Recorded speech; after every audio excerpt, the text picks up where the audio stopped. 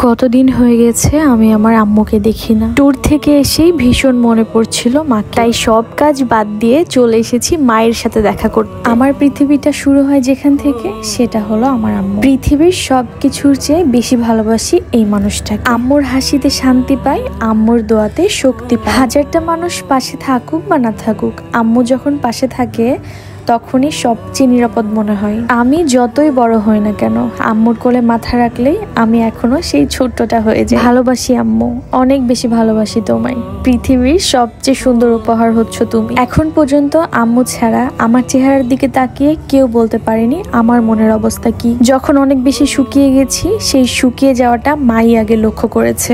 আসলে মা তো মাই, সে সবই বুঝে। বিয়ের আগে মায়ের সাথে কত রাগ দেখাতাম, মাঝে মধ্যেই তখন মা বলতো আমার কাছে থেকে যখন দূরে যাবি তখন বুঝবি। আমিও বলতাম বিয়ের পরে কখনো তোমার বাড়িতে আসবোই না। আরো কত কি যে বলতাম, কিন্তু আজ প্রতিটা মুহূর্তে মাকে মিস করি। মায়ের মতো কেউ নেই আসলে। আমার জীবনে সবচেয়ে বড় জায়গাটা দখল করে আছে আমার আম্মু। এই মানুষটা আমাকে যে কত ভালোবাসে, কত কেয়ার করে। এই মানুষটার ভালোবাসায় কোনো বিরক্তির ছাপ নেই। ভালোবাসার বিনিময়ে কোনো কিছু পাওয়ার আশাও নেই। নিঃস্বার্থহীন ভালোবাসা মনে হয় এটাই। আমি আমার পরিবারে ছোট মেয়ে ছিলাম, খুব এলোমেলো অগোছালো মেয়ে ছিলাম। আমি কোনো কাজই নিজে করতাম না বা করতে পারতাম না, বা করার চেষ্টাও করিনি কখনো। প্রতিদিন গোসল করার পরেও সেই কাপড়টা মাই ধুয়ে দিত। কখন কি খাবো সবসময় আবদার করতাম মায়ের কাছে। একটু রাগ হয়ে গেলে কত জোরে জোরে চিল্লাতাম মায়ের সাথে। এটা চাই তো চাই, কি করে দিবে, কোথা থেকে দিবে, এটা একবারের জন্য ভাবতাম না।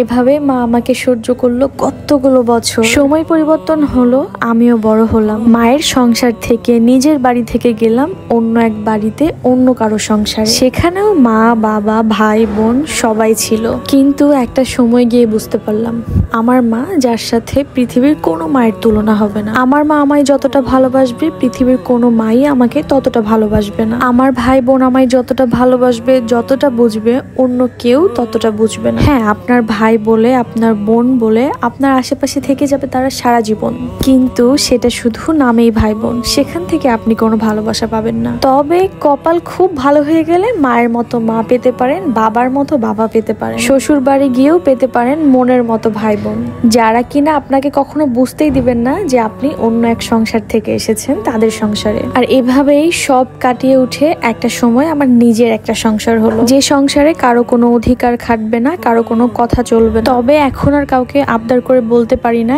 এটা খেতে ইচ্ছা করছে, এটা বানিয়ে দাও। ঠিক যে আবদারগুলো মা পূরণ করতো, ঠিক এভাবেই কেটে যাচ্ছে আমার জীবন। তবে তোমাদের খুব মিস করি, খুব মনে পড়ে সেই আগের দিনগুলো। আমি জানি আমার এই ভিডিওটা দেখে অনেক মেয়েরই তার মায়ের কথা মনে পড়বে। সো আজকের ভিডিও এখানে শেষ করছি। সবাই ভালো থাকবেন, সুস্থ থাকবেন। আল্লাহ হাফিজ, আসসালামু আলাইকুম।